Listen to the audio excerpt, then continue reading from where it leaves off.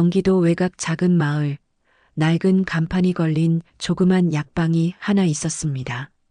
선영 약방이라고 쓰인 간판은 세월의 때가 묻어 색이 발해 있었지만 그 안에서 흘러나오는 따뜻한 불빛은 마을 사람들에게 언제나 위안이 되어 주었습니다. 약방 안에서는 오늘도 선영이 묵묵히 일하고 있었습니다. 쉰을 넘긴 그녀의 손은 거칠어져 있었지만 약재를 다루는 손놀림만은 여전히 정확하고 섬세했습니다. 인진호, 당귀, 청궁 하나하나 정성스럽게 골라내며 포장하는 모습에서는 오랜 세월 이 일에 몸담아온 숙련된 약사의 면모가 엿보였습니다. 어머니, 저 갔다 올게요. 큰딸 혜진이 밝은 목소리로 인사하며 약방 문을 열고 나갔습니다. 서른을 앞둔 혜진은 동네에서 소문난 예쁜 딸이었습니다. 대학을 졸업하고 회사에 다니며 이제 결혼을 앞두고 있는 나이가 되었죠. 조심히 다녀와라. 선영은 딸의 뒷모습을 바라보며 안쓰러운 미소를 지었습니다. 혜진이 문을 닫고 나자 약방은 다시 고요해졌습니다. 시계의 째깍거리는 소리와 약재를 다루는 바스락거리는 소리만이 정막을 채웠습니다. 엄마, 저녁 뭐 먹어요? 둘째 딸 민지가 방에서 나와 물었습니다. 대학교 4학년인 민지는 요즘 취업 준비로 바쁜 나날을 보내고 있었습니다. 된장찌개 끓여놓았어. 얼른 먹고 면접 준비해라. 네, 알겠어요. 민지는 부엌으로 향했고 선영은 다시 약재 정리에 몰두했습니다. 그녀의 하루는 언제나 이런 식이었습니다. 새벽 6시에 일어나 딸들 도시락을 싸주고 약방 문을 열어 손님들을 맞이하고 저녁이면 집안일을 하며 딸들을 챙기는 일상의 연속이었습니다.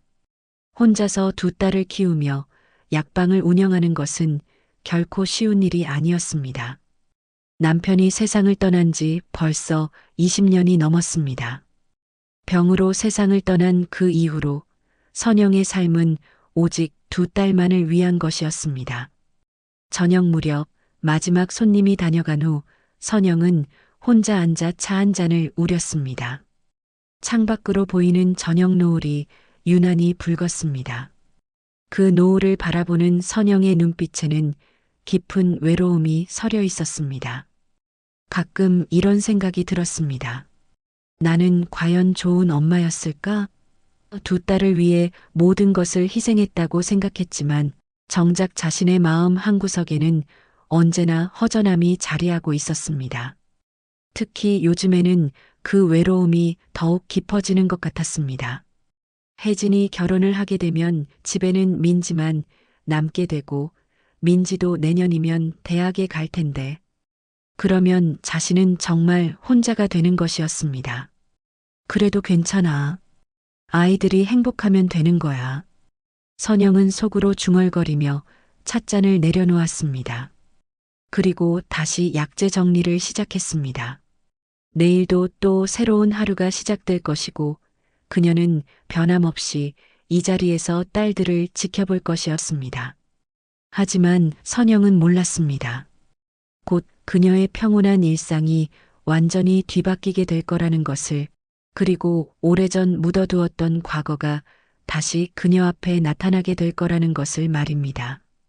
한 달 후 선영의 평온한 일상에 큰 변화가 찾아왔습니다. 엄마, 저 중요한 말씀이 있어요. 퇴근 후 집에 들어온 혜진이 평소와 다른 진지한 표정으로 선영 앞에 앉았습니다. 선영은 약재를 정리하던 손을 멈추고 딸을 바라봤습니다. 무슨 일이니? 엄마, 저 결혼하려고 해요. 선영의 눈이 커졌습니다. 물론 혜진이 누군가와 만나고 있다는 것은 알고 있었지만 결혼 이야기가 나올 줄은 몰랐던 것입니다. 정말이니? 그 준호라는 청년 말이지? 네, 맞아요. 준호 오빠와요. 혜진의 얼굴에는 수줍은 미소가 번졌습니다. 연애를 시작한 지 2년 정도 되었는데 그동안 선영도 몇 번 준호를 만나본 적이 있었습니다. 예의 바르고 성실해 보이는 청년이었죠. 그런데 엄마 다음 주 일요일에 상견례를 하기로 했어요. 상견례를? 벌써? 선영은 당황스러워했습니다. 마음의 준비가 덜 된 것 같았거든요. 준호 오빠 부모님께서 먼저 제안하셨어요. 정식으로 양가 어른들이 만나서 이야기를 나누고 싶다고 하시더라고요.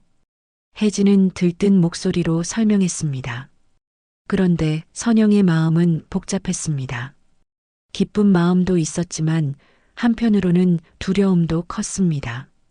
준호 아버지는 어떤 분이라고 했지? 회사를 경영하신다고 하더라고요. 제법 규모가 있는 건설회사래요. 준호 오빠를 혼자서 키우셨다고 하더라고요. 혜진의 말을 들을수록 선영의 마음은 더욱 무거워졌습니다. 번듯한 집안이라는 소리였습니다. 반면 자신은 시골 약방을 운영하는 홀어머니였고요. 엄마, 걱정 마세요. 준호 오빠가 저를 정말 사랑한다고 했어요.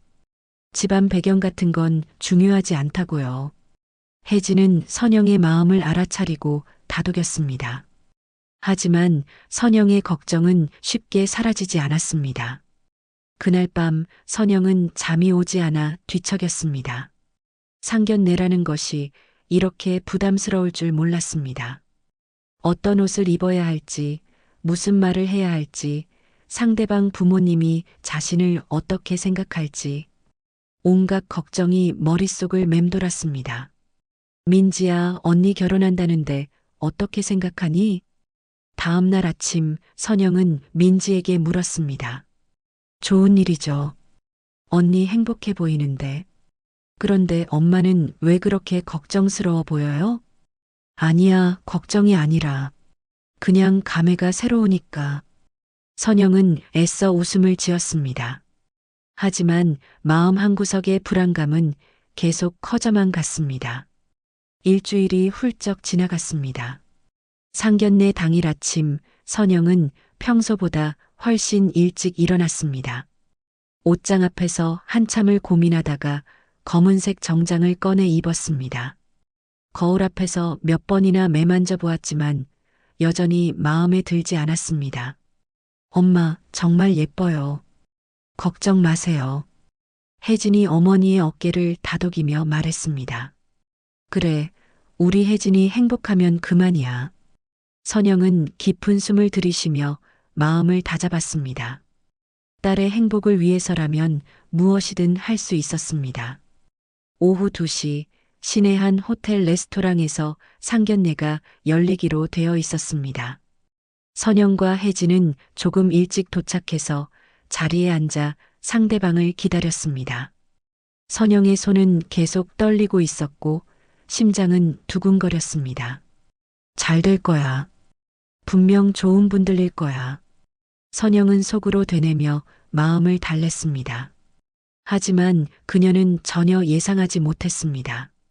곧 자신의 인생을 송두리째 뒤흔들 만남이 기다리고 있다는 것을 말입니다. 선영은 검은색 정장을 단정히 차려입고 앉아 있었습니다. 그녀의 손은 무릎 위에서 서로를 꽉 잡고 있었고 때때로 떨리는 것을 멈추려 애쓰고 있었습니다. 옆에 앉은 혜진은 새하얀 원피스 차림으로 설레는 마음을 감추지 못하고 있었습니다. 테이블 위에는 정갈하게 차려진 찻잔들과 과일이 놓여 있었습니다. 선영은 찻잔을 들어 한 모금 마셨지만 목구멍이 말라 제대로 넘어가지 않았습니다. 레스토랑 안은 은은한 클래식 음악이 흘러나오고 있었고 다른 테이블에서는 가족들이 화기애애하게 식사를 즐기고 있었습니다. 하지만 선영의 귀에는 자신의 심장 박동 소리만이 크게 들려왔습니다. 입구 쪽에서 발걸음 소리가 들려왔습니다. 혜진이 밝게 미소 지으며 손을 흔들었습니다. 키가 크고 단정한 모습의 준호가 환한 웃음을 지으며 다가오고 있었습니다. 준호가 자리에 앉자마자 다시 입구 쪽에서 묵직한 발걸음이 들려왔습니다. 레스토랑의 유리문이 천천히 열리며 한 사내의 실루엣이 나타났습니다. 그 순간 선영의 시간이 멈췄습니다. 짙은 회색 정장을 입은 50대 중반의 남자. 어깨는 여전히 넓었고 걸음걸이는 당당했습니다. 머리에는 희끗희끗 흰머리가 섞여 있었지만 그 옆 얼굴의 윤곽은 30년 전 그 청년과 똑같았습니다. 박영호. 선영의 얼굴에서 모든 혈색이 사라졌습니다. 찻잔을 든 손이 심하게 떨리기 시작했고 숨소리마저 거칠어졌습니다. 그녀의 눈동자는 흔들리며 그 남자의 모습을 쫓았습니다. 영호도 테이블 쪽을 바라보다가 선영과 눈이 마주치는 순간 발걸음을 완전히 멈췄습니다. 그의 얼굴이 굳어졌고 주먹이 무의식 중에 꽉 쥐어졌습니다. 턱선이 단단해지며 눈빛에는 차가운 기운이 스며들었습니다. 30년. 길고도 긴 세월이 한순간에 무너져 내렸습니다. 젊은 시절의 기억들이 파도처럼 밀려왔습니다. 함께 웃었던 그 여름날들, 손을 맞잡고 걸었던 강변길, 그리고 모든 것이 끝났던 그 차가운 겨울밤. 혜진과 준호는 두 어른의 이상한 기류를 감지했지만 무엇이 잘못된 건지 알 수 없었습니다. 준호는 아버지의 굳어진 표정을 보며 고개를 갸우뚱했고 혜진은 어머니의 창백한 얼굴을 걱정스럽게 바라봤습니다. 영호가 천천히 테이블로 다가왔습니다. 그의 구두 소리가 레스토랑 바닥에 울려 퍼졌습니다. 각 걸음마다 선영의 심장은 더욱 빠르게 뛰었습니다. 드디어 영호가 테이블 앞에 섰습니다. 그는 선영을 내려다보며 서 있었고 선영은 고개를 들어 그를 올려다봤습니다. 두 사람의 시선이 공중에서 만났습니다. 그 짧은 순간 세상의 모든 소리가 사라진 것 같았습니다. 클래식 음악도, 다른 손님들의 웃음소리도, 심지어 자신들의 숨소리마저도 들리지 않았습니다. 오직 두 사람의 눈빛만이 30년이라는 시간을 가로질러 서로를 마주보고 있었습니다. 영호의 눈에서는 차가운 빛이 번뜩였습니다. 놀라움 뒤에 숨겨진 것은 분노였습니다. 오랫동안 가슴 깊이 묻어두었던 원망이 다시 고개를 들고 있었습니다. 선영의 눈에는 눈물이 맺히기 시작했습니다. 그녀는 애써 눈물을 참으려 했지만 떨리는 입술을 감출 수는 없었습니다. 가슴 한편에서는 그리움이, 다른 한편에서는 죄책감이 소용돌이치고 있었습니다. 안녕하십니까? 영호가 차갑고 딱딱한 목소리로 인사했습니다. 그의 목소리에는 감정이라고는 전혀 담겨 있지 않았습니다. 네, 안녕하세요. 선영의 대답은 거의 속삭임에 가까웠습니다. 레스토랑의 따뜻한 조명 아래서 두 사람은 서로를 바라보며 서 있었습니다.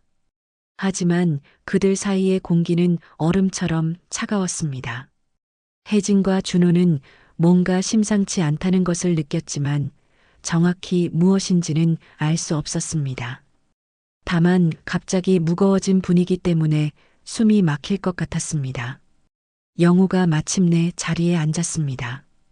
의자를 당기는 소리가 유난히 크게 들렸습니다. 그는 선영의 정면에 앉게 되었고 두 사람은 테이블을 사이에 두고 마주보게 되었습니다. 운명의 장난일까요? 복수일까요? 30년 만에 다시 만난 두 사람. 그들 사이에 놓인 것은 이제 단순한 테이블이 아니었습니다. 그것은 배신과 원망, 그리고 아직 끝나지 않은 과거의 상처들이었습니다.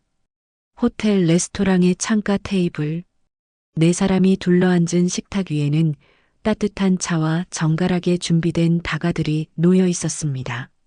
하지만 그 아름다운 세팅과는 달리 공기는 점점 더 무거워지고 있었습니다. 영호는 테이블에 두 팔을 올리고 앉아 있었습니다. 그의 두 손은 꽉 쥐어진 주먹 모양이었고 관절이 하얗게 드러날 정도로 힘이 들어가 있었습니다. 턱을 꽉 깨물고 있는 그의 얼굴 근육들이 파르르 떨리고 있었습니다. 선영은 고개를 숙인 채 찻잔을 들여다보고 있었습니다. 그녀의 어깨는 움츠러들어 있었고 숨소리조차 조심스럽게 내쉬고 있었습니다. 찻잔 속 차는 이미 식어버렸지만 그녀는 그것을 마실 엄두도 내지 못하고 있었습니다. 혜진과 준호는 서로의 손을 꼭 잡고 앉아 있었습니다. 두 사람의 얼굴에는 걱정과 당황스러움이 역력했습니다. 뭔가 심각하게 잘못되어 가고 있다는 것을 본능적으로 느끼고 있었지만 정확히 무엇인지는 알 수 없었습니다. 레스토랑 안의 다른 테이블에서는 여전히 화기애애한 대화 소리들이 들려왔습니다. 웃음소리, 식기 부딪히는 소리, 아이들의 제잘거리는 소리. 하지만 이들이 앉은 테이블만은 마치 시간이 멈춘 것처럼 고요했습니다. 영호의 숨소리가 점점 거칠어지고 있었습니다. 그의 가슴이 빠르게 오르내리고 있었고 눈빛에는 30년 동안 억눌러왔던 분노가 서서히 고개를 들고 있었습니다. 그는 선영을 뚫어져라 바라보고 있었지만 선영은 여전히 고개를 들지 못하고 있었습니다. 갑자기 영호가 의자를 뒤로 밀며 벌떡 일어났습니다. 의자가 바닥과 마찰하며 내는 날카로운 소리가 레스토랑 전체에 울려 퍼졌습니다. 그 소리의 근처 테이블의 사람들이 놀라 이쪽을 바라봤습니다. 영호는 테이블 위에 놓인 물컵을 거칠게 집어들었습니다. 그의 손목에는 핏줄이 붉어져 나와 있었고 물컵을 쥔 손가락들이 하얗게 변해 있었습니다. 그리고 다음 순간 그 물컵이 공중으로 날아갔습니다. 쨍그랑 물컵이 바닥에 떨어지며 산산이 깨져버렸습니다. 투명한 유리 조각들이 레스토랑 바닥에 흩어지며 반짝거렸고 물이 사방으로 튀어나갔습니다. 이 결혼은 절대 안 된다. 영호의 목소리가 레스토랑 전체에 울려 퍼졌습니다. 그의 목소리는 분노로 떨리고 있었고 얼굴은 붉게 달아올라 있었습니다. 그 순간 레스토랑 안의 모든 소리가 멈췄습니다. 다른 테이블의 대화 소리도 식기 소리도 심지어 배경음악조차 들리지 않는 것 같았습니다. 모든 사람들의 시선이 이들 테이블로 집중되었습니다. 혜진은 충격으로 눈을 크게 뜨고 있었습니다. 그녀의 얼굴에서는 모든 혈색이 사라졌고 입은 반쯤 벌어진 채 말이 나오지 않았습니다. 손은 무의식 중에 준호의 팔을 꽉 잡고 있었습니다. 준호 역시 아버지의 갑작스러운 행동에 완전히 얼어붙어 있었습니다. 그의 몸은 미세하게 떨리고 있었고 아버지를 올려다보는 눈빛에는 당황과 혼란이 가득했습니다. 선영은 더욱 깊게 고개를 숙였습니다. 그녀의 어깨가 떨리고 있었고 꽉 쥔 두 손은 무릎 위에서 하얗게 변해 있었습니다. 입술을 꽉 깨물고 있는 그녀의 얼굴에는 고통과 절망이 교차하고 있었습니다. 웨이터들이 소동을 듣고 이쪽으로 다가오고 있었습니다. 그들의 발걸음 소리가 긴장된 정적을 깨뜨렸습니다. 레스토랑 매니저로 보이는 사람이 걱정스러운 표정으로 이들 테이블을 주시하고 있었습니다. 영호는 여전히 서 있었습니다. 그의 가슴이 격하게 오르내리고 있었고 두 주먹은 더욱 꽉 쥐어져 있었습니다. 30년 동안 억눌러왔던 모든 감정들이 한순간에 폭발한 것 같았습니다. 깨진 유리컵 조각들이 바닥에서 반짝거리고 있었습니다. 그 날카로운 조각들은 마치 이들 가족의 깨져버린 꿈과 희망을 상징하는 것 같았습니다. 혜진의 눈에서 눈물이 흘러내리기 시작했습니다. 그녀가 그토록 기대했던 상견례가 이렇게 끝날 줄은 꿈에도 몰랐습니다. 준호는 그런 혜진을 달래려 했지만 자신도 무엇을 어떻게 해야 할지 모르는 상황이었습니다. 선영은 천천히 고개를 들었습니다. 그녀의 눈에는 30년 전의 기억들이 스쳐 지나가고 있었습니다.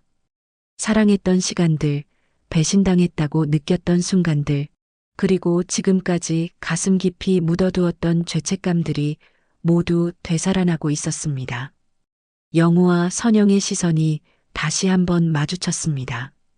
두 사람의 눈빛에는 서로 다른 감정들이 소용돌이치고 있었습니다. 영호의 눈에는 분노와 배신감이, 선영의 눈에는 미안함과 슬픔이 가득했습니다. 레스토랑의 따뜻했던 분위기는 이제 완전히 사라져버렸습니다. 대신 차가운 긴장감이 테이블을 감싸고 있었고 깨진 유리컵처럼 이들의 만남도 산산이 부서져 버린 것 같았습니다. 호텔 레스토랑은 순식간에 얼어붙은 전쟁터가 되어버렸습니다. 깨진 유리컵 조각들이 바닥에서 차가운 빛을 반사하고 있었고 튀어나간 물방울들이 테이블볼을 적시고 있었습니다. 영호는 여전히 서 있었습니다. 그의 두 주먹은 옆구리에서 바들바들 떨리고 있었고 얼굴은 분노로 인해 붉게 달아올라 있었습니다. 30년 동안 가슴 깊이 묻어두었던 모든 원한이 한순간에 터져나오고 있었습니다. 선영은 의자에 앉은 채 몸을 더욱 움츠리고 있었습니다. 그녀의 어깨는 작게 떨리고 있었고 고개는 더욱 깊이 숙여져 있었습니다. 두 손은 무릎 위에서 서로를 꽉 잡고 있었는데 손가락 마디마디가 하얗게 변해 있었습니다. 혜진과 준호는 공포에 질린 표정으로 두 어른을 번갈아 바라보고 있었습니다. 혜진의 새하얀 원피스 소매가 눈물방울로 젖어들고 있었고 준호는 아버지의 변해버린 모습에 완전히 당황해 있었습니다. 아버지, 왜 그러세요? 무슨 일이세요? 준호가 떨리는 목소리로 물었습니다. 하지만 영호는 아들의 말에 답하지 않았습니다. 그의 시선은 오직 선영에게만 고정되어 있었습니다. 레스토랑의 다른 손님들은 이상한 분위기를 감지하고 수군거리기 시작했습니다. 어린 아이들은 부모의 품에 더 가까이 다가갔고 어른들은 걱정스러운 시선을 이쪽으로 보내고 있었습니다. 정우. 영호가 중얼거리듯 그 이름을 불렀습니다.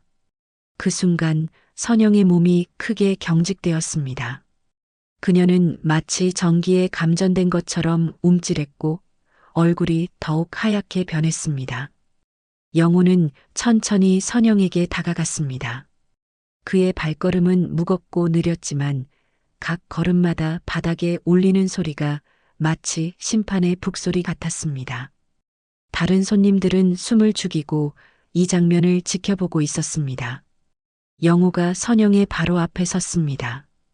그는 내려다보며 도끼 어린 목소리로 말했습니다. 넌 날 배신하고 내 친구에게 갔지. 그 말에 혜진과 준호는 더욱 큰 충격을 받았습니다. 두 어른이 과거에 어떤 관계였다는 것일까요? 혜진의 입술이 파르르 떨리고 있었고 준호는 아버지의 등을 바라보며 믿을 수 없다는 표정을 짓고 있었습니다. 그런 집안과는 절대 인연을 맺을 수 없어. 영호의 목소리는 얼음장처럼 차가웠습니다. 그 말 한마디 한마디가 날카로운 칼날처럼 선영의 가슴을 찔러왔습니다. 선영은 여전히 고개를 숙인 채였습니다. 그녀의 눈에서 눈물이 뚝뚝 떨어져 무릎 위로 흘러내렸습니다. 입술을 꽉 깨물고 있었지만 작은 흐느낌 소리가 새어나오고 있었습니다. 웨이터 한 명이 빗자루와 쓰레받기를 들고 조심스럽게 다가왔습니다. 깨진 유리 조각을 치우려는 것이었지만 이 험악한 분위기에서는 감히 가까이 다가갈 수도 없었습니다. 그는 멀찍이 서서 상황이 진정되기를 기다리고 있었습니다. 아버님, 제발. 혜진이 떨리는 목소리로 간청했습니다. 그녀의 얼굴은 눈물범벅이 되어 있었고 두 손으로 가슴을 움켜쥐고 있었습니다. 자신의 행복한 미래가 한순간에 무너져 내리는 것을 바라보는 심정이었습니다. 하지만 영호의 분노는 쉽게 가라앉지 않았습니다. 그는 선영을 계속 내려다보며 서 있었습니다. 그의 눈빛에는 30년 동안 쌓여온 원망과 배신감이 소용돌이치고 있었습니다. 선영은 마침내 고개를 들었습니다. 그녀의 얼굴은 눈물로 범벅이 되어 있었고 입술은 파르르 떨리고 있었습니다. 두 사람의 시선이 공중에서 만났고 그 순간 과거의 모든 기억들이 홍수처럼 밀려왔습니다. 젊은 시절, 햇살 가득한 여름날, 세 명의 젊은이가 함께 웃으며 걷던 그 길. 영우와 선영, 그리고 정우. 그들은 세상에서 가장 친한 친구들이었습니다. 하지만 그 아름다운 시절은 너무나 짧았습니다. 30년. 30년이 지났는데도 영우가 중얼거렸습니다. 그의 목소리에는 분노와 함께 깊은 상처가 배어 있었습니다. 레스토랑 매니저가 조심스럽게 다가와서 상황을 수습하려 했지만 이 순간만큼은 아무도 개입할 수 없는 시간이었습니다. 이것은 30년 전부터 시작된 운명의 대결이었습니다. 선영은 입을 열려 했지만 목구멍에서 말이 나오지 않았습니다. 무엇을 말할 수 있겠습니까? 어떤 변명도 어떤 해명도 이 순간에는 무력해 보였습니다. 주변 테이블의 손님들은 웅성거리며 이 광경을 지켜보고 있었습니다. 어떤 이는 휴대폰을 꺼내려 하다가 주위의 시선을 의식하며 다시 넣었습니다. 어린아이 하나가 엄마에게 왜 아저씨가 화났는지 물었지만 엄마는 그저 조용히 하라며 아이의 입을 막았습니다. 영우는 마침내 자리로 돌아갔습니다. 하지만 앉지는 않았습니다. 그는 테이블에 두 손을 짚고 몸을 앞으로 기울인 채 선영을 똑바로 바라보며 말했습니다. 이 결혼은 절대 허락할 수 없다. 그 말과 함께 영호는 지갑에서 몇 장의 지폐를 꺼내 테이블 위에 던졌습니다. 돈이 흩어지며 떨어지는 소리가 쓸쓸하게 울렸습니다. 준호야, 집에 가자. 영호가 아들을 부르며 돌아섰습니다. 준호는 혜진을 바라보며 망설였지만 결국 아버지를 따라 일어났습니다. 남겨진 것은 선영과 혜진, 그리고 깨진 유리컵 조각들과 흩어진 지폐들 뿐이었습니다. 어머니와 딸은 서로를 바라보며 무너져 내렸습니다. 그날 밤 달빛이 유난히 밝았습니다. 구름 한 점 없는 맑은 하늘에 보름달이 떠 있었고 은빛 달빛이 고요한 마을을 비추고 있었습니다. 선영의 집, 거실 불빛이 켜져 있었지만 집안은 죽음처럼 고요했습니다. 혜진은 자신의 방에서 울음을 터뜨리고 있었습니다. 베개에 얼굴을 묻고 흐느끼는 소리가 조용한 집안에 메아리치고 있었습니다. 선영은 거실 소파에 앉아 멍하니 벽을 바라보고 있었습니다. 그녀의 눈은 퉁퉁 부어올라 있었고 손에는 젖은 휴지가 구겨져 있었습니다. 상견례에서 돌아온 지 몇 시간이 지났지만 아직도 그 충격에서 벗어나지 못하고 있었습니다. 같은 시각, 시내 한 아파트. 준호는 자신의 방에서 책상 앞에 앉아 있었습니다. 그의 눈앞에는 혜진과 함께 찍은 사진들이 놓여 있었습니다. 놀이공원에서 찍은 사진, 바닷가에서 찍은 사진, 지난 크리스마스에 찍은 사진, 행복했던 순간들이 담긴 사진들이었습니다. 준호는 그 사진들을 하나하나 들여다보며 주먹을 꽉 쥐었습니다. 아버지의 갑작스러운 반대, 그리고 그 이유를 전혀 알 수 없다는 답답함이 가슴을 짓눌렀습니다. 거실에서는 영호가 소파에 앉아 양주잔을 기울이고 있었습니다. 평소에 술을 거의 마시지 않던 그였지만 오늘만은 달랐습니다. 위스키 병이 탁자 위에 놓여 있었고 이미 반쯤 비어 있었습니다. 영호의 얼굴에는 복잡한 감정들이 교차하고 있었습니다. 분노, 배신감, 그리고 그 밑에 숨어 있는 깊은 상처. 그는 양주잔을 입에 가져다 댔다가 다시 내려놓기를 반복했습니다. 밤이 더욱 깊어갔습니다. 시계는 밤 11시를 가리키고 있었습니다. 그때 준호가 방문을 열고 나왔습니다. 그는 후드 점퍼를 입고 운동화를 신었습니다. 가방을 어깨에 메고 있는 것으로 보아 어디론가 나갈 준비를 한 것 같았습니다. 어디 가니? 영호가 술에 취한 목소리로 물었습니다. 혜진이한테 가요. 준호의 대답은 단호했습니다. 그의 눈빛에는 결연한 의지가 담겨 있었습니다. 안 된다. 그 지방과는. 왜요? 대체 왜 안 되는 거예요? 준호가 아버지에게 다가가며 물었습니다. 하지만 영호는 고개를 돌려버렸습니다. 준호는 더 이상 기다리지 않았습니다. 그는 현관문을 열고 밖으로 나갔습니다. 문이 닫히는 소리가 아파트 안에 울려 퍼졌습니다. 같은 시각 선영의 집에서도 비슷한 일이 일어나고 있었습니다. 혜진이 방에서 나와 어머니 앞에 섰습니다. 그녀도 외출 준비를 마친 상태였습니다.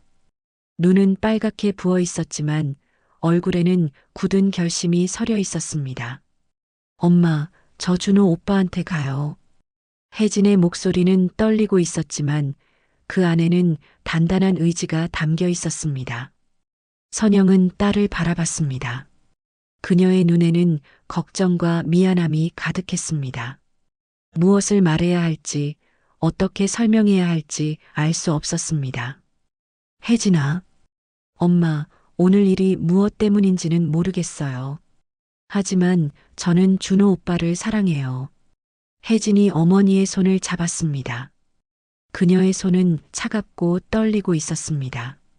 선영은 딸의 손을 꽉 잡았습니다. 하지만 아무 말도 할 수 없었습니다. 과거의 죄책감이 목구멍을 막고 있었습니다. 혜진은 어머니의 이마에 가볍게 입맞춤을 했습니다. 그리고 현관으로 향했습니다. 문을 열기 전 그녀는 한 번 더 어머니를 돌아봤습니다. 엄마, 걱정 마세요. 저희는 괜찮을 거예요. 문이 닫히는 소리와 함께 혜진이 사라졌습니다. 마을의 작은 공원. 가로등 불빛 아래 벤치에 두 사람이 앉아 있었습니다. 혜진과 준호였습니다. 두 사람은 서로의 손을 꼭 잡고 있었고 어깨를 기대고 있었습니다. 차가운 밤 공기가 두 사람의 뺨을 스쳤습니다. 멀리서 개 짖는 소리가 들려왔고 바람에 나뭇잎이 바스락거리는 소리가 공원을 가득 메웠습니다. 우리 어떻게 하지? 혜진이 작은 목소리로 물었습니다. 그녀의 목소리는 추위와 불안으로 떨리고 있었습니다. 걱정하지 마. 우린 함께 할 거야. 준호가 혜진의 어깨를 더욱 꽉 안았습니다. 그의 목소리에는 흔들리지 않는 확신이 담겨 있었습니다. 부모님들이 반대하시는데, 그래도 우리 사랑은 변하지 않아. 누구도 우리를 막을 수 없어. 두 사람은 서로를 바라보며 다짐했습니다. 부모들의 반대와 과거의 상처들, 그 모든 것을 뛰어넘어 자신들의 사랑을 지켜내겠다고. 그날 밤 두 젊은이는 공원 벤치에서 새벽까지 앉아 있었습니다. 차가운 바람이 불어와도 세상이 자신들을 반대해도 그들은 서로의 손을 놓지 않았습니다. 하지만 그들은 몰랐습니다. 부모들의 과거가 얼마나 깊고 복잡한 상처로 얽혀 있는지, 그리고 그 상처가 얼마나 큰 비극을 불러올 수 있는지를 말입니다. 30년 전 1995년 여름, 서울 변두리 한 대학교 캠퍼스. 파란 하늘 아래 싱그러운 플라타너스 나무들이 줄지어 서 있었고 그 그늘 아래로 세 명의 젊은이가 걸어가고 있었습니다. 22살의 박영호. 키가 크고 어깨가 넓은 그는 건축학과 3학년이었습니다. 깔끔하게 빗어넘긴 머리와 밝은 미소, 그리고 자신감 넘치는 걸음걸이가 인상적이었습니다. 손에는 두꺼운 설계 도면을 들고 있었습니다. 그 옆을 걷고 있는 것은 21살의 이선영. 긴 생머리를 바람에 날리며 걷는 그녀는 약학과 2학년이었습니다. 하얀 블라우스에 연한 파란색 치마를 입은 그녀의 모습은 마치 영화 속 한 장면 같았습니다. 그녀의 손에는 약학 교재가 들려 있었습니다. 그리고 세 번째 인물, 정우. 영호와 같은 나이인 그는 경영학과에 다니고 있었습니다. 약간 통통한 체격에 늘 웃는 얼굴의 그는 분위기 메이커였습니다. 그의 손에는 세 사람이 함께 마실 음료수가 들려 있었습니다. 세 사람은 캠퍼스 잔디밭으로 향했습니다. 그곳에는 이미 돗자리가 펼쳐져 있었고 도시락과 과자, 과일들이 준비되어 있었습니다. 선영이 정성스럽게 준비한 점심이었습니다. 와, 선영아. 오늘도 이렇게 맛있어 보이는 걸 준비했구나. 정우가 환호성을 지르며 돗자리에 주저앉았습니다. 도시락 뚜껑을 열자 김이 모락모락 피어올랐습니다. 계란말이, 소시지 볶음, 김치 볶음. 색깔 고운 반찬들이 도시락을 가득 채우고 있었습니다. 영호는 선영 옆에 자연스럽게 앉았습니다. 두 사람의 어깨가 살짝 닿았고 선영의 뺨이 살짝 붉어졌습니다. 영호는 그런 선영을 바라보며 미소를 지었습니다. 고마워, 선영아. 매번 이렇게 준비하느라 고생이 많지? 영호가 선영의 머리를 가볍게 쓰다듬었습니다. 선영은 수줍어하며 고개를 숙였지만 입가에는 행복한 미소가 번지고 있었습니다. 뭐려, 이런 거라도 해야 너네들 잘 챙겨 먹지. 세 사람은 함께 도시락을 나누어 먹었습니다. 정우가 재미있는 이야기를 늘어놓으면 영우와 선영이 배를 잡고 웃었습니다. 캠퍼스 잔디밭에 세 사람의 웃음소리가 맑게 울려 퍼졌습니다. 영우야, 넌 졸업하면 뭐 할 거니? 정우가 영우에게 물었습니다.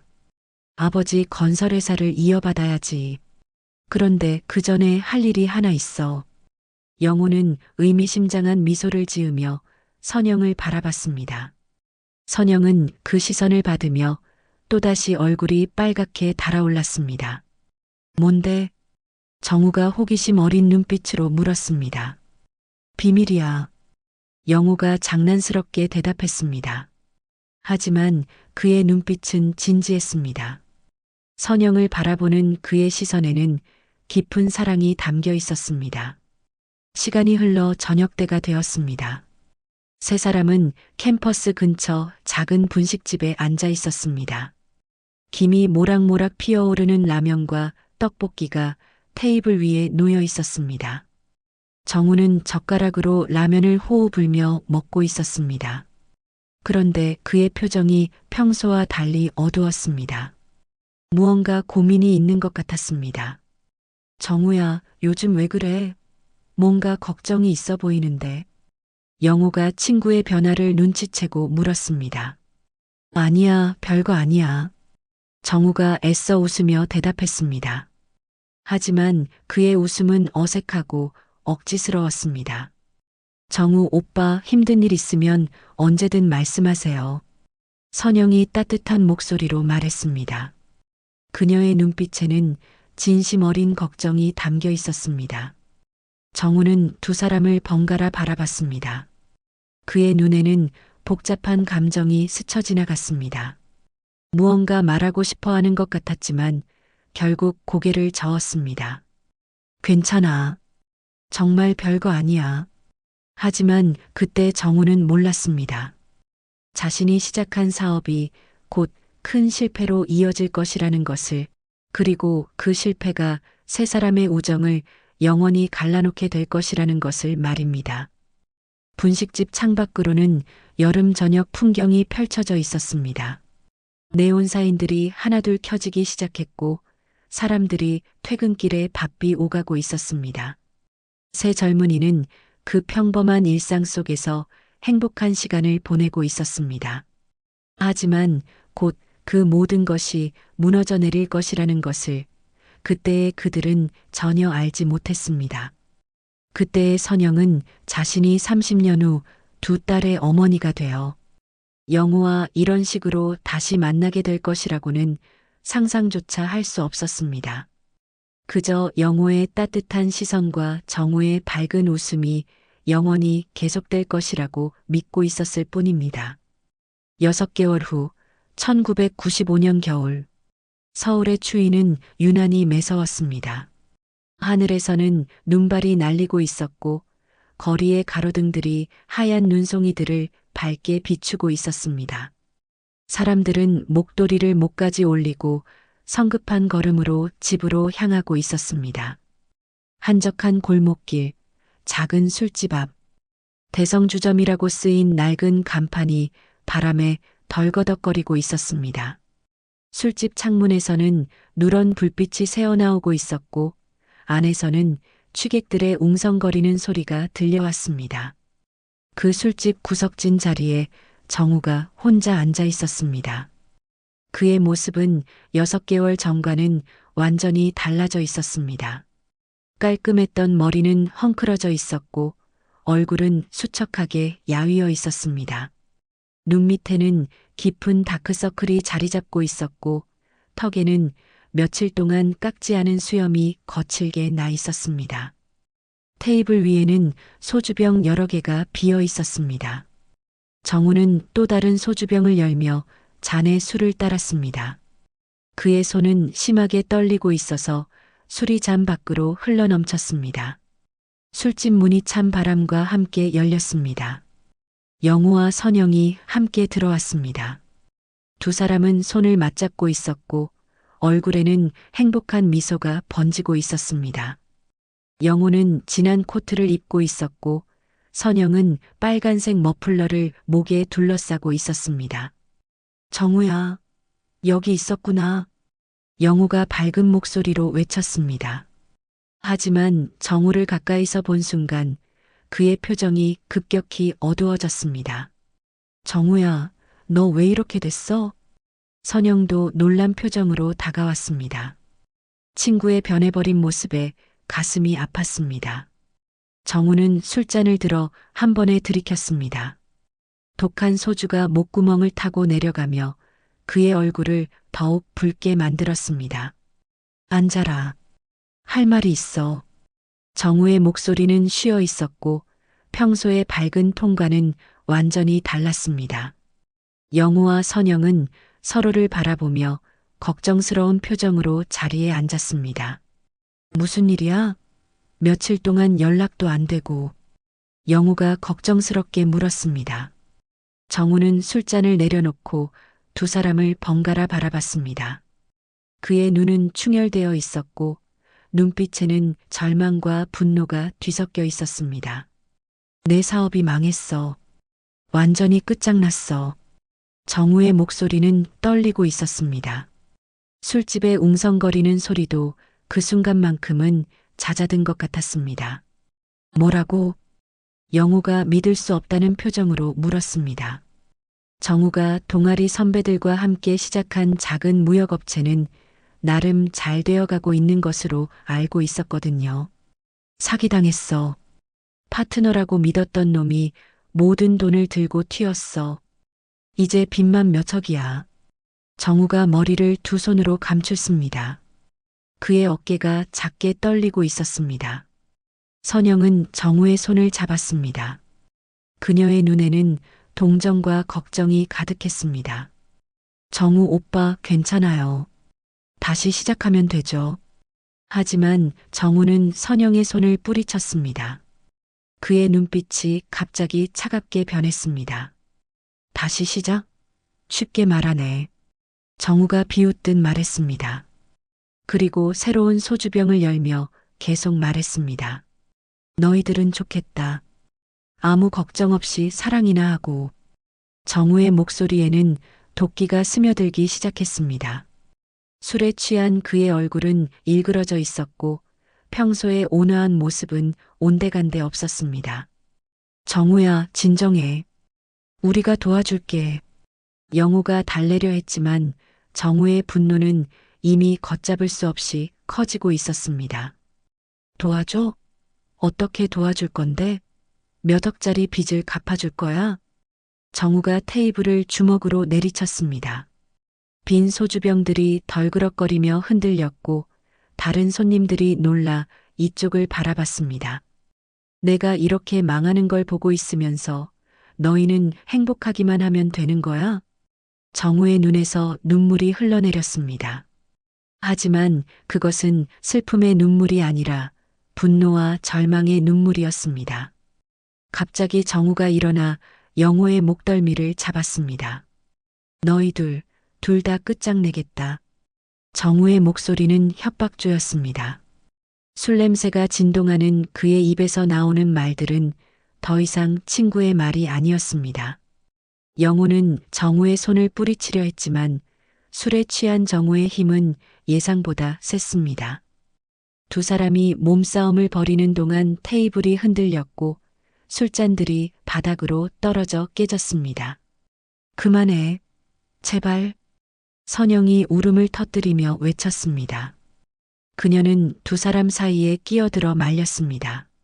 술집 사장이 달려와서 상황을 정리했습니다. 정우는 비틀거리며 술집을 나갔고 영호와 선영은 충격에 빠진 채 그 자리에 남겨졌습니다. 눈이 더욱 거세게 내리고 있었습니다. 거리의 가로등 불빛이 눈발에 반사되어 몽환적인 분위기를 연출하고 있었습니다. 하지만 두 사람의 마음은 그 하얀 눈만큼이나 차갑고 어두웠습니다. 선영아, 정우가 왜 저렇게 변했을까? 영호가 선영의 어깨를 감싸며 물었습니다. 모르겠어요. 너무 충격이에요. 선영이 영호의 품에서 흐느꼈습니다. 하지만 두 사람은 몰랐습니다. 이것이 그들의 행복한 시간의 마지막이 될 것이라는 것을요. 그 운명적인 가을밤. 하늘에서는 찬비가 쏟아지고 있었고 정우는 진흙탕이 된 골목길을 비틀거리며 걸어왔다. 그의 옷은 비에 흠뻑 젖어 있었고 구겨진 정장 주머니에서는 술 냄새와 함께 절망의 냄새가 배어 나왔다. 선영아, 선영아. 그의 목소리는 쉬어 있었다. 사흘 동안 제대로 잠을 이루지 못했고 빚쟁이들의 독촉 전화로 인해 정신이 온전치 못했다. 약방 앞에 도착한 정우는 무릎을 꿇고 땅바닥에 이마를 대며 오열했다. 문틈으로 새어나오는 따뜻한 불빛이 그의 절망스러운 그림자를 더욱 처량하게 만들었다. 제발, 제발 나 좀 도와줘. 선영은 빗소리에 섞인 이상한 소음에 잠에서 깨어났다. 창문을 열어보니 정우가 비에 젖은 채 무너져 앉아 있었다. 그의 모습은 마치 세상에서 버림받은 짐승 같았다. 정우야, 왜 이런 곳에서? 선영이 우산을 들고 뛰어나갔다.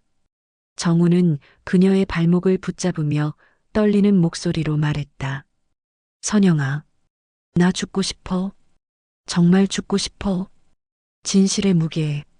약방 안으로 들어온 정우는 마른 수건으로 얼굴을 닦으며 참았던 이야기를 쏟아냈다. 창밖으로는 여전히 빗물이 유리창을 두드리고 있었고 낡은 시계는 새벽 2시를 가리키고 있었다. 3억?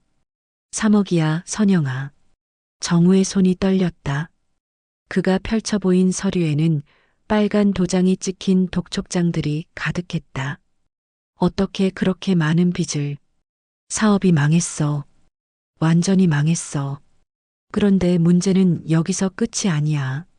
정우는 또 다른 서류를 꺼냈다.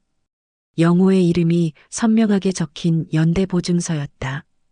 영호가 보증을 서줬다고? 선영의 목소리가 떨렸다.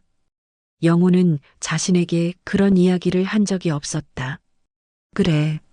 내가 사업 시작할 때 친구니까 서명해달라고 했지. 걘 순진해서 별 생각 없이 서명했어. 그런데 이제 정우의 눈에 기이한 빛이 돌았다.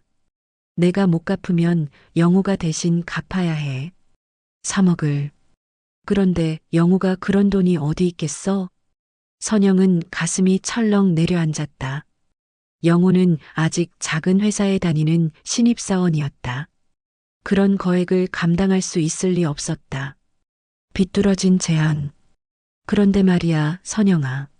정우는 갑자기 선영의 손을 움켜잡았다. 그의 손은 차갑고 축축했다.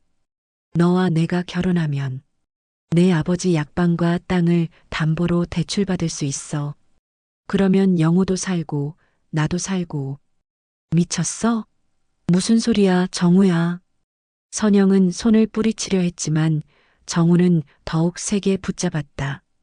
나도 미친 것 같아. 하지만 이게 유일한 방법이야. 아니면 정우의 목소리가 위험하게 낮아졌다. 아니면 영우와 너 둘 다 불행해지는 수밖에 없어. 빚쟁이들은 영우의 직장까지 찾아갈 거야. 걔 인생도 완전히 망가질 거고. 정우야, 제발 정신 차려. 정신? 내가 언제 정신이 있었겠어. 정우는 갑자기 일어나 찻잔을 바닥에 내던졌다. 도자기가 깨지는 소리가 정적을 찢었다. 너희 둘이 행복하게 사는 걸 지켜보는 것만으로도 나는 미칠 것 같았어. 왜 하필 영호야? 왜 내가 제일 아끼는 친구야? 눈물의 선택. 선영은 처음으로 정우의 진심을 보았다. 사업 실패의 절망 뒤에 숨어 있던 것은 오랫동안 감춰왔던 선영에 대한 감정이었다. 정우야, 알아. 너는 날 사랑하지 않아. 하지만 상관없어. 난 너만 있으면 돼. 정우는 무릎을 꿇고 선영의 앞에 엎드렸다. 선영아, 나와 결혼해줘. 영우를 살려줘. 내가 날 사랑하지 않아도 상관없어. 그냥 내 곁에만 있어줘. 선영의 눈에서 눈물이 흘러내렸다.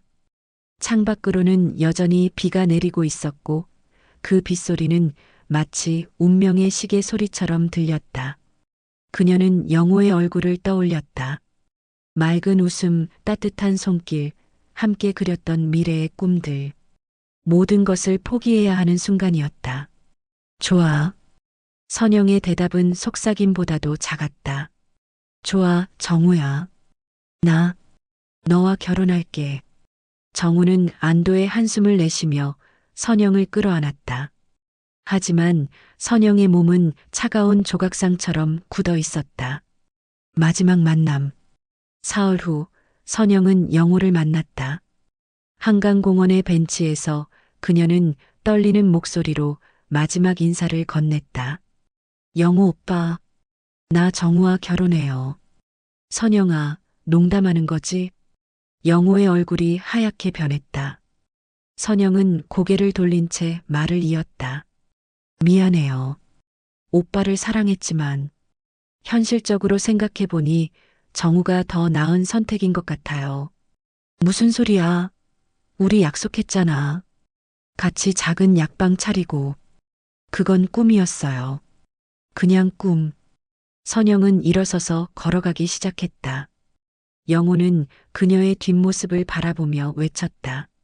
선영아, 정말 이게 내 마음이야? 선영은 걸음을 멈췄지만 돌아보지 않았다. 그녀의 어깨가 작게 떨리고 있었다. 네, 이게 제 마음이에요. 거짓말이었다. 하지만 그 거짓말로 영호를 지킬 수 있다면 선영은 기꺼이 악역을 자처할 각오가 되어 있었다. 그날 밤 선영은 베개를 끌어안고 통곡했다. 영호 오빠, 날 미워해도 좋아. 제발 살아만 줘. 행복해만 줘. 그리고 30년이 흘러 운명은 다시 그들을 마주보게 했다. 상견례장에서 영호의 분노에 찬 눈빛을 마주했을 때 선영은 그 모든 세월의 무게를 다시 한번 짊어져야 했다. 걱정하지 마. 우리가 함께라면 뭐든 할 수 있어. 준호는 혜진의 차가운 손을 감싸며 위로했다. 6평 남짓한 원룸, 낡은 보일러에서 나오는 미지근한 온기만이 그들을 감싸고 있었다. 창밖으로는 매서운 겨울바람이 유리창을 흔들어댔다. 혜진은 작은 전기밥솥에 라면을 끓이며 억지로 웃어 보였다. 우리 둘이면 충분해. 엄마도 아버님도 언젠가는 이해하실 거야. 하지만 현실은 가혹했다. 급하게 나온 탓에 제대로 된 준비도 없이 구한 이 원룸은 보증금도 비쌌고 매달 나가는 월세도 만만치 않았다. 혜진의 회사 월급만으로는 두 사람이 살아가기에 빠듯했다. 돈 걱정은 하지 마. 아버지한테 연락해서. 안 돼. 혜진이 준호의 말을 막았다. 그분이 우리 결혼을 반대하시는데 지금 도움을 청할 수는 없어. 준호는 답답한 마음에 머리를 극적였다. 아버지는 분명 번듯한 사업가였지만 지금 상황에서는 그 누구에게도 손을 벌릴 수 없었다. 혜진아, 우리 정말 괜찮을까? 준호는 창밖을 바라보며 불안한 마음을 토로했다. 아버지의 반대를 무릅쓰고 나온 것이 과연 옳은 선택이었을까 하는 의문이 들기 시작했다. 괜찮을 거야. 우리가 서로 사랑하는 마음이 진짜라면 시간이 지나면 분명 이해해 주실 거야.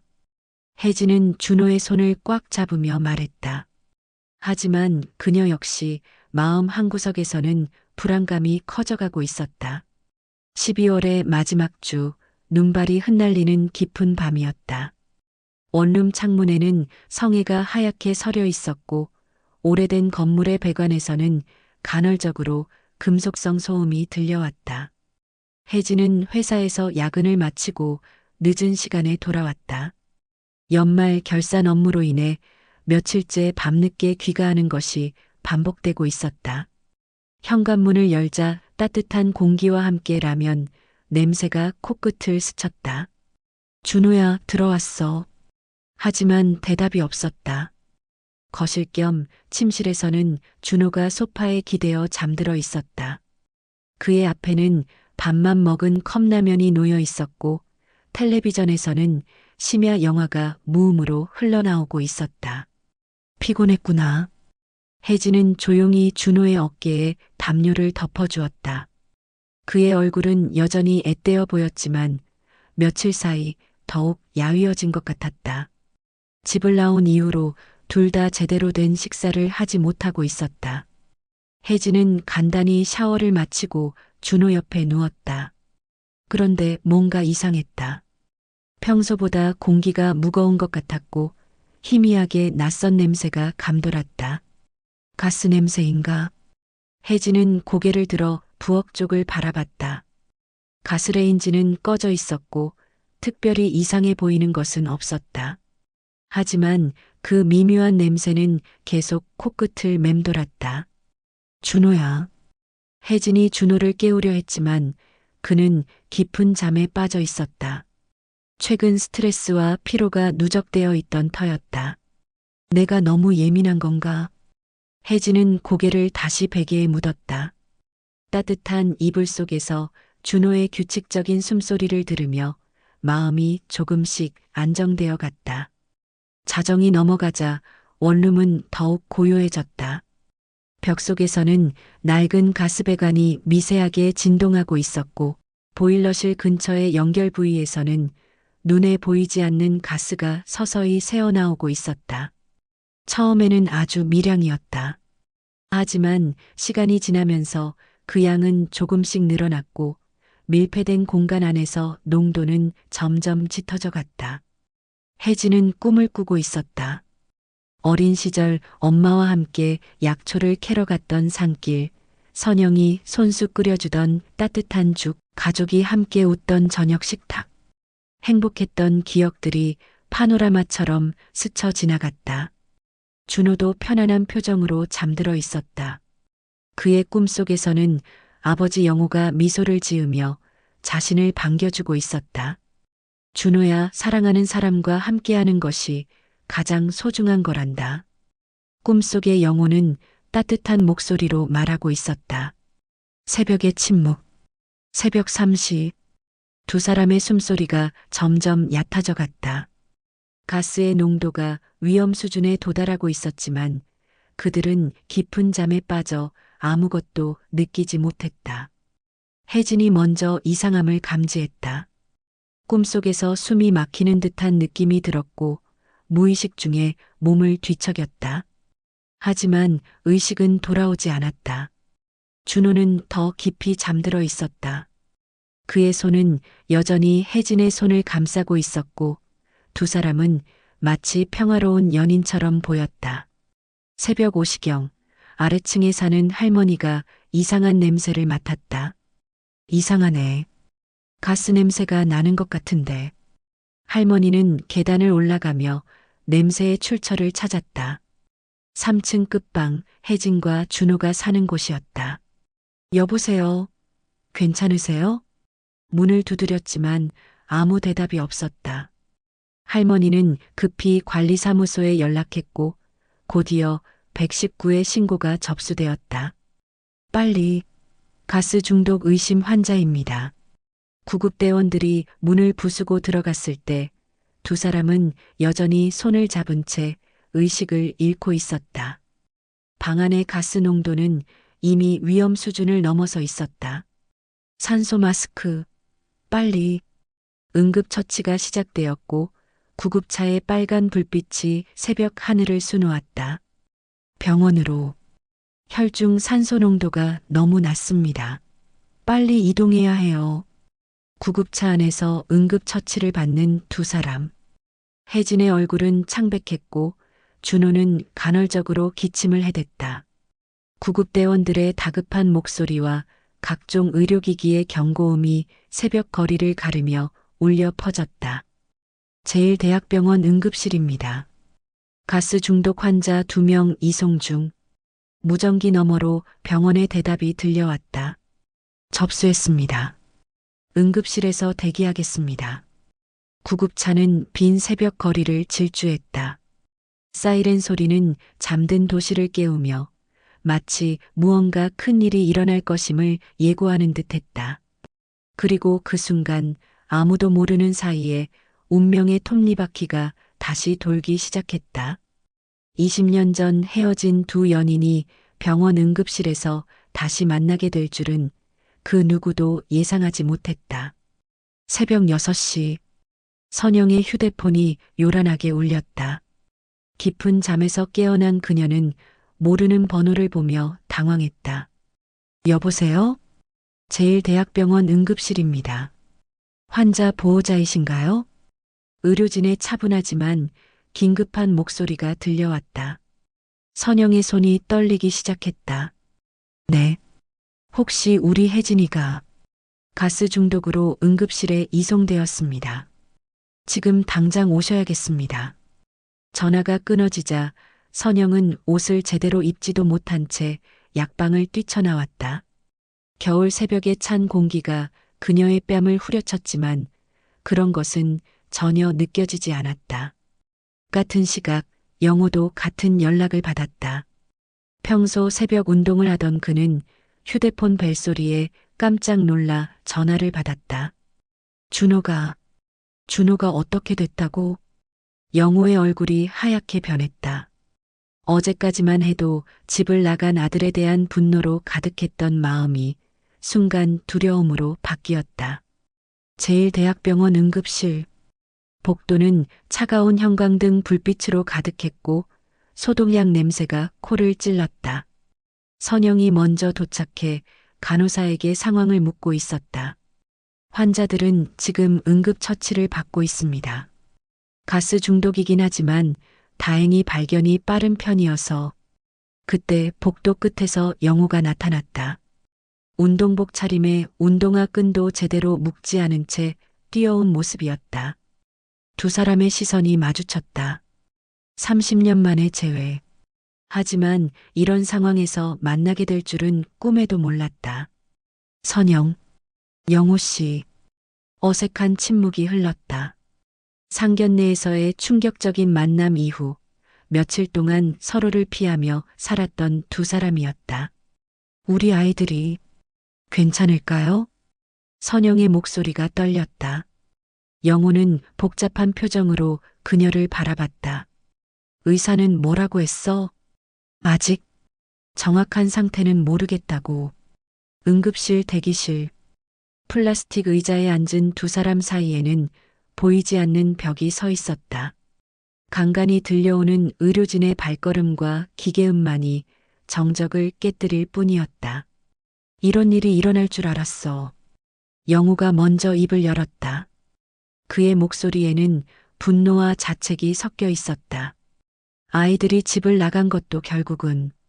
제발 그만해요. 선영이 고개를 숙인 채 말했다. 지금은 아이들이 깨어나는 것만 생각해요. 생각해? 내가 그때 그런 선택을 안 했다면 이런 일은 없었을 거야. 영호의 목소리가 높아졌다. 몇 명의 사람들이 그들을 바라봤지만 영호는 신경 쓰지 않았다. 내가 정우와 결혼하지 않았다면 우리 아이들이 이렇게 남남이 되지도 않았을 텐데. 남남이라니요. 선영도 참았던 감정이 터져나왔다. 준호는 당신 아들이잖아요. 우리 혜진이와 사랑하는 사이라고요. 그래서 더 문제야. 내가 내 친구를 택했기 때문에 이 아이들이 이렇게 됐잖아. 택했다고요? 택했다고요? 선영의 눈에서 30년 동안 참아왔던 눈물이 쏟아져 내렸다. 당신은 아무것도 몰라요. 아무것도. 그럼 말해봐. 도대체 무슨 일이 있었는지.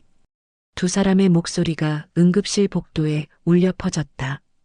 간호사가 다가와 조용히 해달라고 했지만 30년 동안 쌓인 오해와 원망은 쉽게 가라앉지 않았다. 내가 내 인생을 망쳤어. 영호가 주먹을 꽉 쥐며 외쳤다. 넌 내 청춘을 짓밟은 사람 아니야? 그래요. 제가 망쳤어요.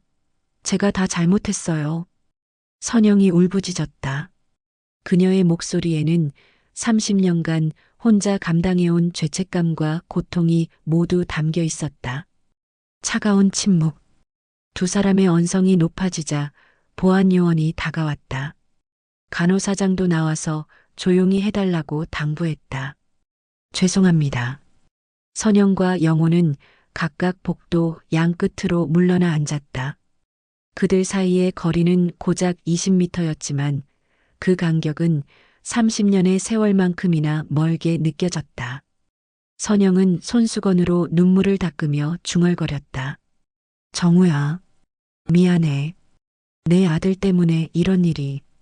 영호는 창밖을 바라보며 주먹을 꽉 쥐었다. 분노와 걱정, 그리고 설명할 수 없는 그리움이 가슴속에서 뒤엉키고 있었다. 병원 복도의 시계는 아침 7시를 가리키고 있었다. 두 사람은 각자의 자리에서 같은 기도를 하고 있었다. 제발 아이들이 무사하기를. 그때 정우의 남동생이 나타났다. 그는 서류 봉투를 꺼내 들고 떨리는 목소리로 말했다. 형님이 죽기 전 제게 남긴 편지가 있어요. 응급실 대기실에 무거운 침묵이 흐르고 있을 때 자동문이 열리며 한 남성이 들어왔다. 40대 후반쯤 되어 보이는 그는 검은색 코트를 입고 있었고 손에는 낡은 가죽 서류 가방을 들고 있었다. 정수현, 정우의 남동생이었다. 그는 복도를 둘러보더니 구석에 앉아 있는 선영을 발견했다. 30년의 세월이 흘렀지만 선영의 모습은 여전히 기억 속 그대로였다. 형수님, 조심스러운 목소리에 선영이 고개를 들었다. 눈물로 부은 눈으로 정수연을 바라본 선영은 잠시 멍하니 있다가 일어섰다. 수연아, 너 어떻게 여기에? 소식을 들었어요. 준호가 사고를 당했다고. 정수연의 목소리도 떨리고 있었다. 그는 멀리서 영호도 바라봤다. 한때 형의 절친한 친구였던 그 남자도 세월의 무게를 고스란히 지고 있었다. 형님이 죽기 전 제게 남긴 편지가 있어요. 정우의 남동생 수연이 떨리는 목소리가 정적을 깼다. 그의 손에는 누렇게 변색된 서류 봉투가 들려 있었다. 봉투 모서리는 세월의 흔적으로 해져 있었고 정우의 친필로 쓰인 영호에게라는 글씨가 희미하게 보였다. 영호의 시선이 천천히 수연에게 향했다. 그의 눈빛에는 혼란과 두려움이 동시에 스며들어 있었다. 편지를요? 영호의 목소리는 갈라져 나왔다. 그는 천천히 의자에서 일어나 수연에게 다가갔다.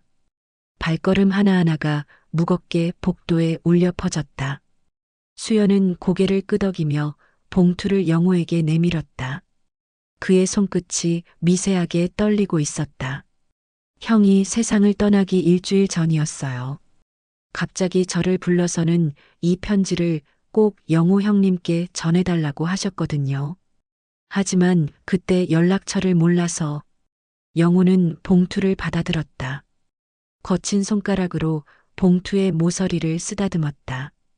정우의 체온이 아직도 남아있는 것만 같았다. 선영이 흐느끼던 것을 멈추고 영호를 바라봤다.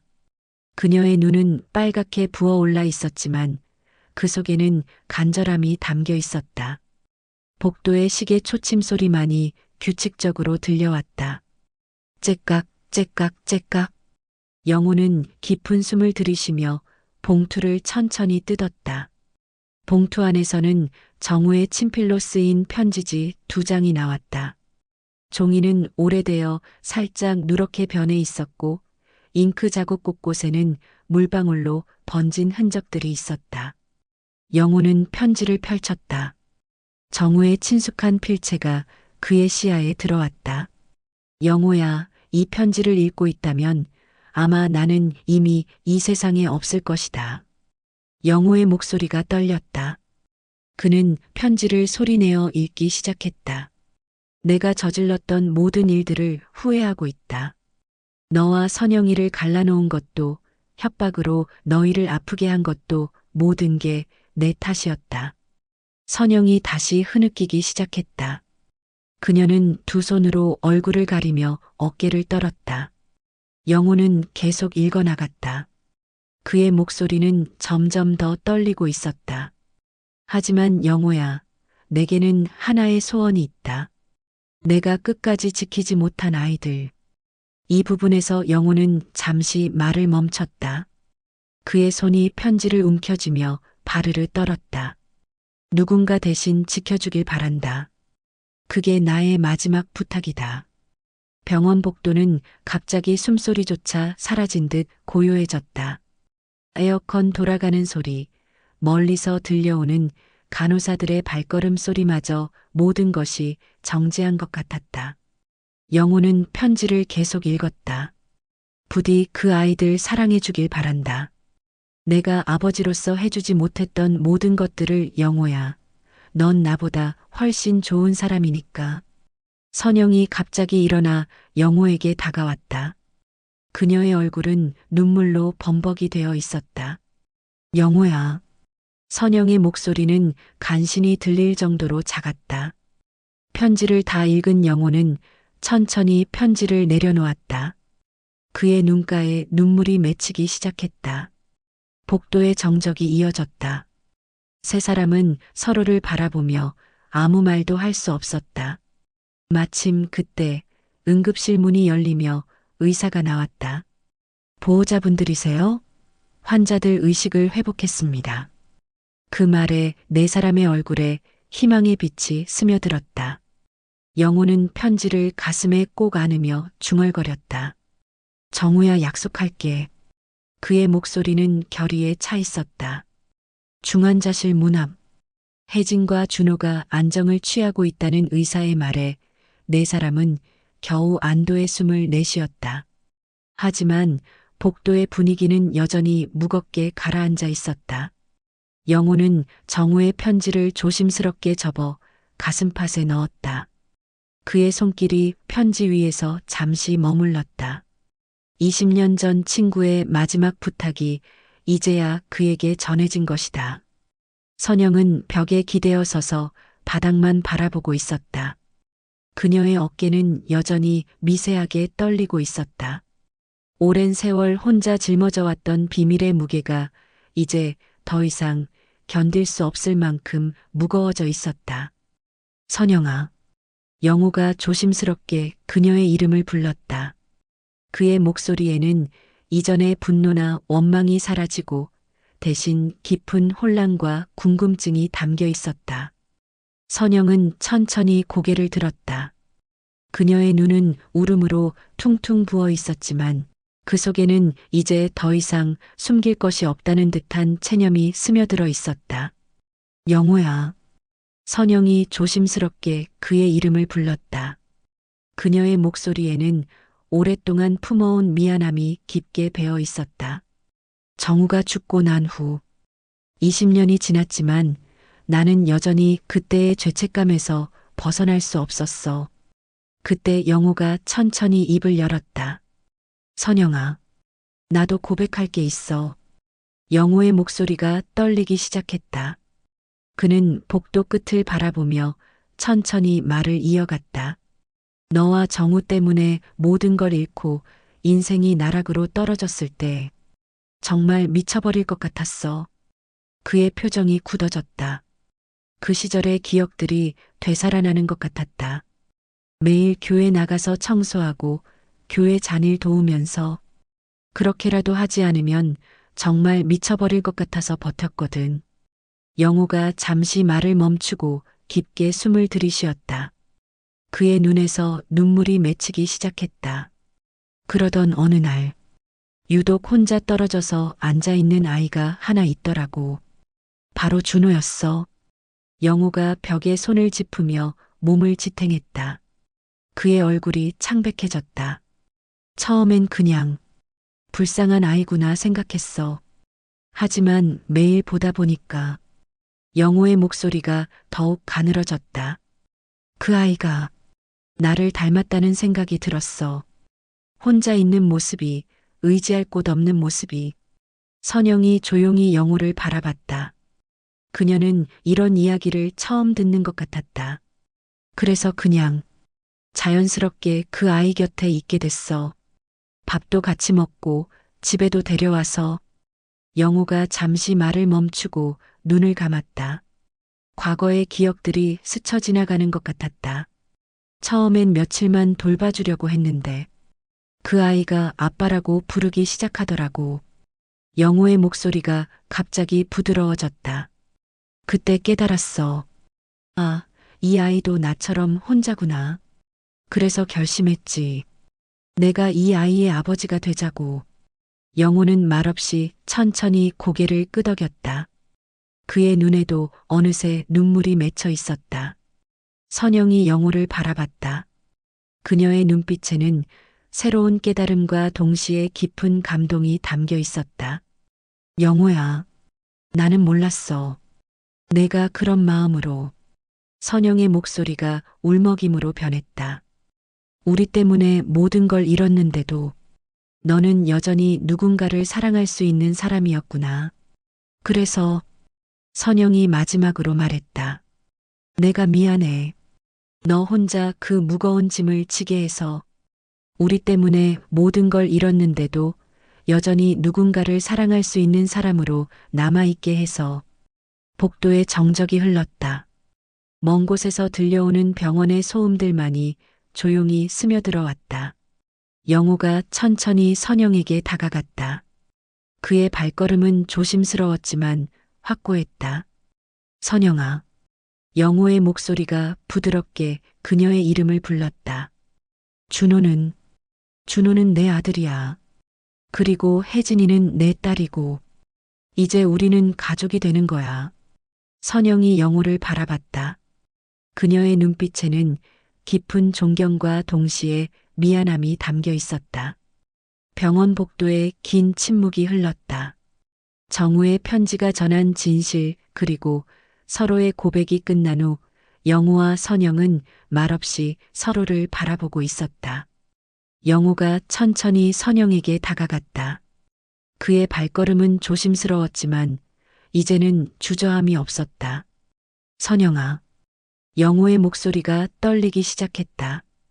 20년간 품어왔던 오해와 원망이 마침내 녹아내리고 있었다. 넌 날 배신한 게 아니라. 그는 잠시 말을 멈추고 깊게 숨을 들이쉬었다. 살린 거였구나. 그 순간 선영의 눈에서 눈물이 쏟아져 내렸다. 그녀는 두 손으로 얼굴을 가리며 흐느끼기 시작했다. 영호야. 미안해. 정말 미안해. 선영의 목소리는 울음으로 갈라져 나왔다. 영호는 더 이상 망설이지 않고 선영의 앞에 섰다. 그리고 그녀의 손을 조심스럽게 잡았다. 이제 됐어. 선영이 고개를 들어 영호를 바라봤다. 그의 눈빛에는 더 이상 분노나 원망이 없었다. 대신 깊은 이해와 용서가 담겨 있었다. 두 사람은 마침내 손을 맞잡았다. 20년이라는 긴 세월을 건너뛰어 처음 사랑했던 그 순간으로 돌아간 것만 같았다. 마침 그때 중환자실 문이 열리며 간호사가 나왔다. 보호자분들, 환자들이 깨어났어요. 면회 가능합니다. 네 사람은 서둘러 중환자실 안으로 들어갔다. 병상에 누워있는 혜진과 준호. 두 사람은 여전히 손을 꼭 잡고 있었다. 의식을 되찾았지만 아직은 약해 보이는 그들의 모습에 부모들의 마음이 찡해졌다. 엄마. 혜진이 선영을 보고 작은 목소리로 불렀다. 아빠. 준호도 영호를 보며 미소를 지었다. 영호와 선영은 서로를 바라본 후 조용히 고개를 끄덕였다. 영호가 먼저 입을 열었다. 아이들아, 우리가 결정한 게 있어. 선영이 혜진의 손을 잡으며 말했다. 너희들의 사랑을 우리가 끝까지 지켜주기로 했어. 혜진과 준호의 눈에 눈물이 맺혔다. 정말요? 준호가 믿을 수 없다는 듯 물었다. 그래. 너희들이 행복하게 살 수 있도록 우리가 도와줄게. 영호의 목소리는 확신에 차 있었다.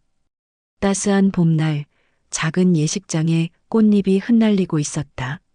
하얀 웨딩드레스를 입은 혜진과 검은 턱시도를 입은 준호가 손을 맞잡고 제단 앞에 서 있었다. 혼인 서약을 하겠습니다. 주례자의 목소리가 예식장에 울려 퍼졌다. 서로를 사랑하고 존경하며 기쁠 때나 슬플 때나 함께하기를 서약합니까? 네. 두 사람의 대답이 힘차게 울려 퍼졌다. 객석에 앉은 영호와 선영은 서로의 손을 잡고 미소를 지었다. 그들의 눈에도 기쁨의 눈물이 맺혀 있었다. 꽃잎이 공중에서 춤을 추며 내려앉았다. 예식장은 축복과 사랑으로 가득했다.